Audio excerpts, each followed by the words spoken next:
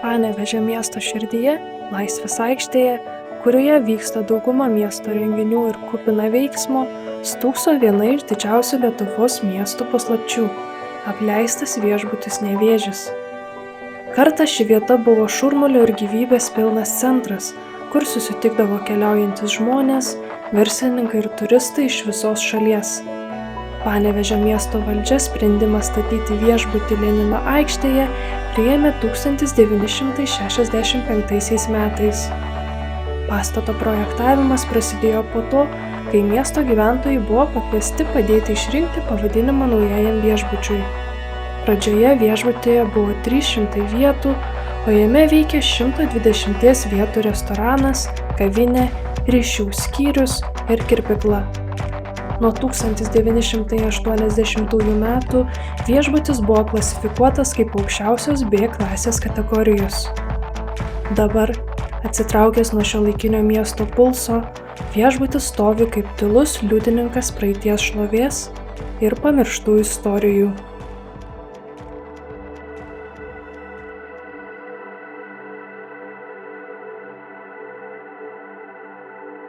Keturis su pusę metų viešbučio statybą.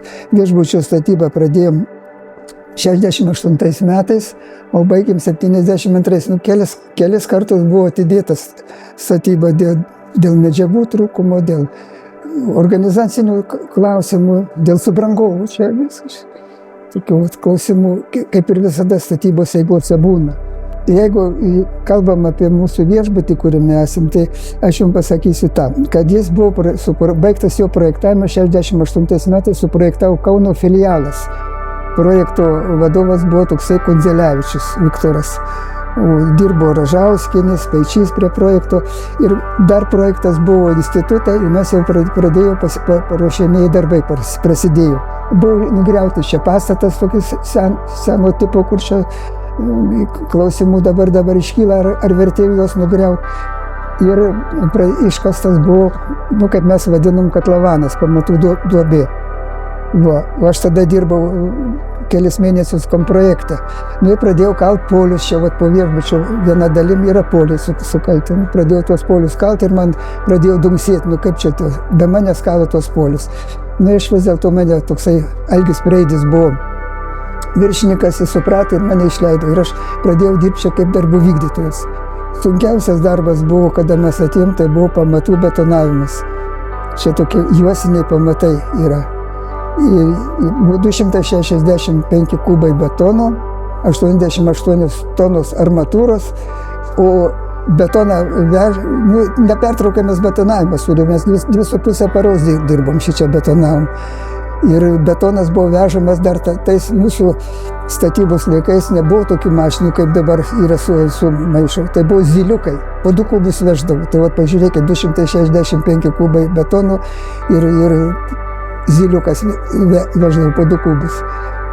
Žodžiu, lietus buvo, griuvo, susitvarkėm, dirbom, užbetonavom tuos pamatus ir žiūrint į tą viešbutį, man yra ramu, kad mes padarėm tikrai gerai atsakingai pamatus. O tai vienas iš pagrindinių dalykų. Tada nebuvo tokių keltų, liftų, kad mes galėtų darbininkai, pradėjom nuo apačios dirbti, paskui pradėjom kilti į viršų ir viskas, reikia laiptus kartu montavom ir darbininkai laiptais lipdavom į viršų. O telefonų mobiliakų nebuvo, buvo tik tai tie paprasti telefonai, juodi tokie, jeigu jūs tai neatsimindavo to dalyko, tai būdavo kokiam 6-7 aukšte buvo nešaukai. Veikdytoja telefonas, tai kol nubrasdi, tai ten kažtai laukia. Taip, nuo 3 aukšto viešbučio statybą perėmė Donatas Butėnas. Toksai geras, jis ir statybininkas, inžinierius. Jisai vykdė visą, jau toliau užbaigė visą viešbučio statybą ir kartu su juo dirbo Stasys Lukėnas. Meistras buvo, tai nepaprasto sąžiningumo žmogus, dabar jau amžinatilsį jisai yra, bet Stasys tai 3 žmonės, kurie pastatė viešbutį ir kuriuo mes didžiuojamės.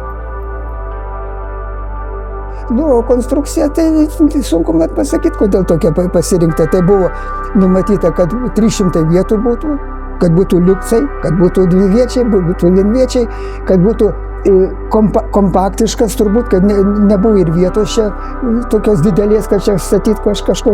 Ir tada buvo tokia tendencija statyti daugiaaukščius tokius viešbučius. Ir dar noriu pasakyti vieną dalyką, jeigu jums įdomu, čia mes konkuravom su Šauliais. Jeigu jums teko matyti Šiauliuose, panašus viešbutis toksai yra. Bet Šiauliuose pirmiau pridaryta.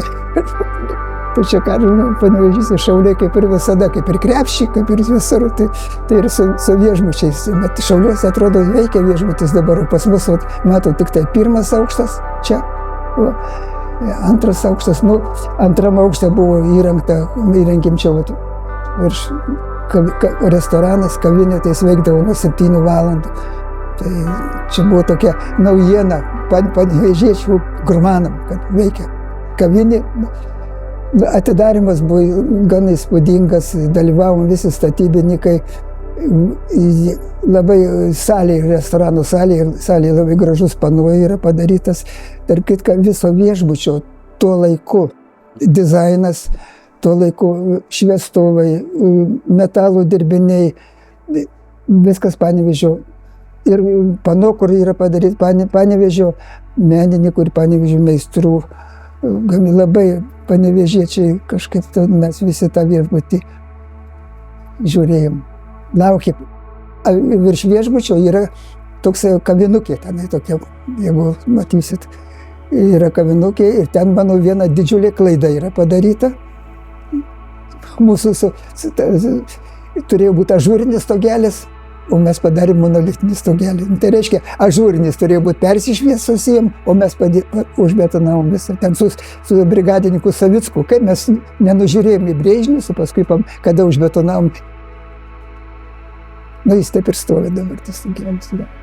Buvo nesklandumų tokių su laiptais kažkaip, tai to vietoje dabar yra net ir sutvirtinti laiptų narvelio ir lifto siena yra tokie varžtai sudėti. Viešbutis stovi ir stovės. Gražiai, gerai, kad pakabina paveikslus, kad duoda fasadui, priduoda tokios gyvybės. O apdaila, kas čia visi monstras kartais, apdaila viešbučio fasadų yra padaryta iš ekranų. Iš ekranų. Ekranai, kada būdavo brokuoti, mūsų ekranų gamykla, brokuoti ekranai būdavo, juos sumaldavo ir su tais nutinkuotas viešbutis ir teatras. O, tai ekranai, čia apdaila, išorės apdaila ir viešbučio ir teatro sudaužyti, sumalti ekranų, brokuoti ekranai. Trauka didžiulė, jūs neįsivaizduojat, kokios eilės būdavo prie teatro. Leningradas, Maskva, Kijevas atvažiuodavo, mes bilietų negaudavo Panevėžys. Restoranas Seklyčiai. Puikiausias buvo, garsiausias Seklyčias buvo Palanga kažkada, tai vadins pas Seklyčią. Dabar Politechnikos institutas, teismo rūmai, tokia aikštė, suformuota aikštė. Jis turėtų gyvas būti tas viešbutis, turėtų būti. Jis tam ir statytas yra, kad jis būtų gyvas, kad jis tarnautų panevėžiečiam, panevėžio svečiams, žmonėms. Dabar dar užduoda klausimą ir tu turbūt užduosi klausimą. O kas toliau? Kas toliau? Mes pasišnekam ir statybininkai pasišnekam ir tokie pensininkai, kaip aš. Ir galima įrengti butus, padaryti butus. Liftą galima išorės pastatyti. Dabar tiek tokių naujų liftų konstrukcijų yra. Čiagi sena konstrukcija tų liftų yra. Reikia tik noro. Noro. Mes galvojam, kad negali taip likti. Mes galvojam, tai mūsų karta, mano karta, kiek da tų mūsų statybininkų čia yra, kiek da čia mūsų tų senolių, seniorų arba senių, kaip sako, mes galvojam, mums neteina į galvą tokia mintis, kad tokį pastatą galima laikyti tuščią, nenaudingą. Tai aš tikiu, aš galvoju su savo likusiais bendražygiais ir draugais, kad bus viešbutis panaudotas. Galbūt ne savo tikslinę paskirtimi, bet. Šeštam dešimtmetyje buvo priimtas LSSR, Sovietų Lietuvos, toks, vystymo planas. Ir pagal tą vystymo planą, kuris, reiškia, buvo numatytas 1962-1967 metų, reiškia, penkmetis toksai, buvo numatyta, kad Panevėžys yra penktas didysis miestas, reiškia, jis į aukščiausių miestų rangą eina. Ir to numatyta pramonės plėtra, gyvenamųjų rajonų statybos plėtra ir taipogi plėtra ir atsiradimas įvairių kultūrinės, sportinės ir visuomenės veiklos pastatai turėjo atsirasti. Ir to pasekoje 1965 metais miesto vykdomasis komitetas priėmė sprendimą, kad reikia statyti viešbutį 300 vietų ir buvo numatyta tas sklypas, kuriame ir dabar stovi viešbučio pastatas. Tai yra, aš kalbėsiu to meto gatvių pavadinimais, tai Lenino aikštės ir Rapolo Čarno, tai yra dabar Laisvės ir Vasario 16 gatvės kampas. 1971 metais vykdomasis komitetas kreipėsi į miesto gyventojus, kad miestiečiai pasiūlytų naujam statomam viešbučiui pavadinimą. Ir, buvo gauta apie 200 laiškų ir juose buvo įvairiausių pasiūlymų.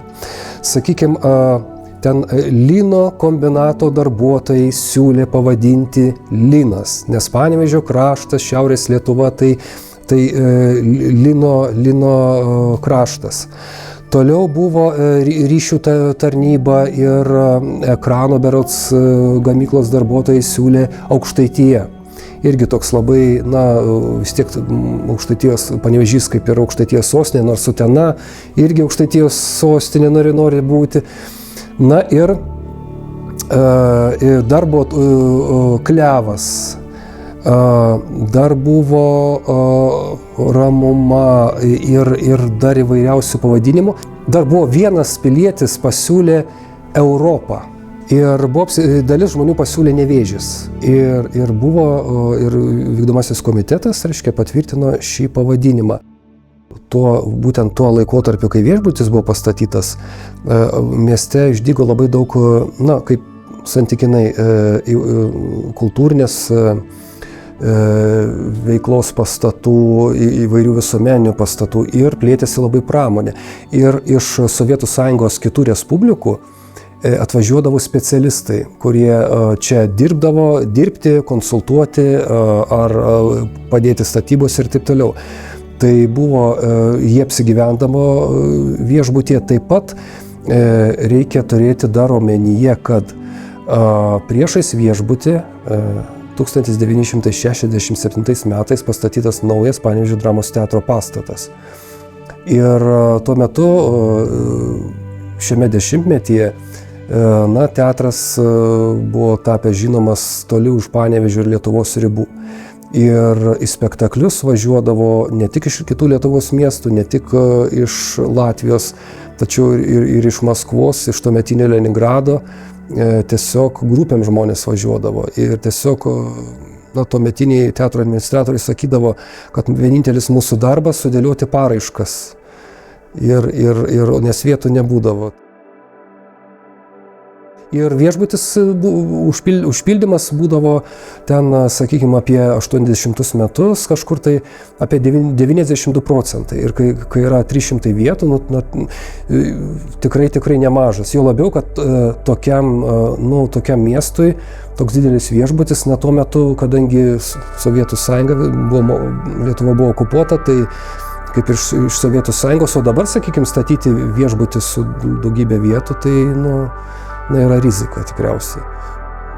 Panevėžio viešbutis Nevėžis, tuo metu vėliau pakeitė pavadinimą Panevėžys, iki šiol yra aukščiausias miesto pastatas. Ir tuo metu buvo vienas iš aukščiausių Lietuvoje. Nes, sakykime, Vilniuje viešbutis Lietuva buvo pradėta statyti 1966, bet su trukdžiais, su pertraukiais jisai buvo atidarytas tik 1983. Šiauliuose atidarytas 1979 metais. Reiškia, 72 metais Nevėžis buvo vienas iš aukščiausių pastatų ir tuometinės sovietinio modernizmo pastatų, ir jo išskirtinumas gal tas, kad tai buvo individualus, netipinis projektas, nes pastatas turėjo stovėti sklypas kampinis, kampe, iš vienos pusės aikštė, iš kitos pusės gatvė, ir todėl netiko tipiniai projektai, ir tas individualus projektas ir išsiskyrė tuo, kad pastatas yra tokį įlinkį daro, lenktas.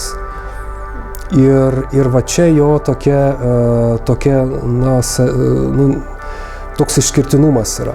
Vėlgi ten statant buvo tinkuojama ten ir ekrano gamyklos brokuotų kineskopų stiklu, ir buvo iš Uralo vežamos įvairios medžiagos tinkavimui, o viduje, sakykime, baldai, šviestuvai, elektros instaliacijos, tai visa tai yra Panevėžio įmonių tuometinių, reiškia, produkcija. Buvo 3, šiuolaikinė kalba galbūt, klasių kambariai. Reiškia, buvo vienviečiai, buvo dviviečiai ir buvo liuksai. Tuometinė kalba liuksai. Liuksai tai buvo, reiškia, numeris su 2 kambariais. Televizoriai buvo liuksuose ir ten jau, žodžiu, jie kainavo brangiau. Ir liuksų buvo mažiau, jų apie 21 numerį. Žlugus Sovietų sąjungai, keičiantis atsiradus rinkos ekonomikai, tiesiog toks didelis viešbutis su tiek vietų, tiesiog negalėjo išsilaikyti. Žmonės Lietuvoje tada krito pragyvenimo lygis, tas vadinamas pirmas dešimtmetis, tai ekonominio sunkmečio, nors tame dešimtmetyje buvo daug įdomių dalykų, tačiau, ir tas irgi lėmė sumažėjimą lankytojų. Čia prieš keletą metų buvo realizuotas toks projektas, kai ant viešbučio atsirado didžiuliai fotografijos, paveikslai, įrengtas ir apšvietimas, tiesiog tą pastatą šiek tiek pagyvina, ypač tamsiuoju laikotarpiu, šiek tiek, bet kiek žinau, tas projektas irgi nebegavo finansavimo, ir tai, kas dabar kokie kūriniai yra, tai jie kol yra, tol yra, bet tęsinio nebus, nes, kiek žinau, projekto nepratęsė. Miesto spaudoje karts nuo karto pasirodo straipsnių apie viešbutį, ką daryti ir taip toliau. Man atrodo, jūs irgi esate skaitę čia ir iš Azijos, nebeatsimenu, kokios šalies buvo atsiradę investuotojai su pasiūlymu, tačiau vėlgi čia savivaldybė nieko, ta prasme, tai yra privatus pastatas, tai kaip ten buvo tartasi, kaip susitarta, nesusitarta, tačiau nieks nieko nežino. Bet buvo ten, man atrodo, pasiūlymas spa įrengti, prekybos vietas ir taip toliau.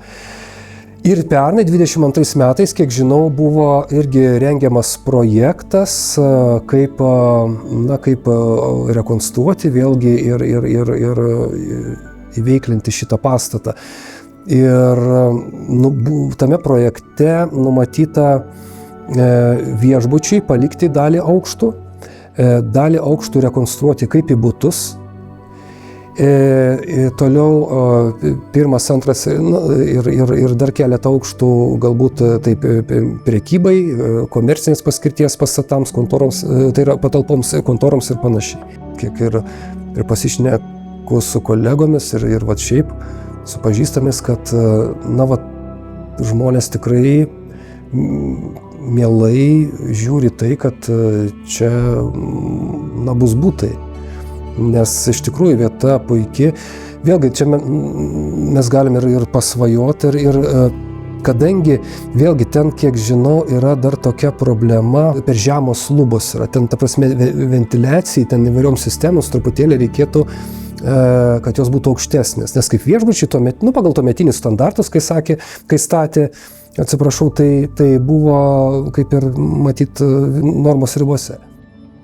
Daugelį žmonių tas viešbutis kaip miesto vienas iš simbolių, kaip teatras, taip viešbučio pastatas, jisai, toksai savo proporcijais yra per didelis iš tikrųjų centrai mūsų. Tiesiog čia nereikia studijuoti architektūros, kad šitą pamatyti.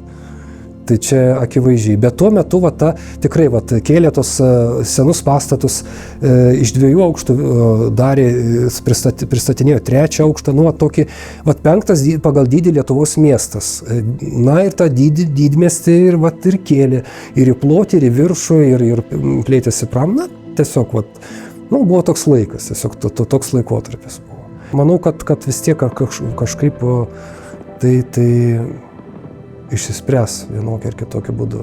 Sakykime, bus tas pastatas įveiklintas,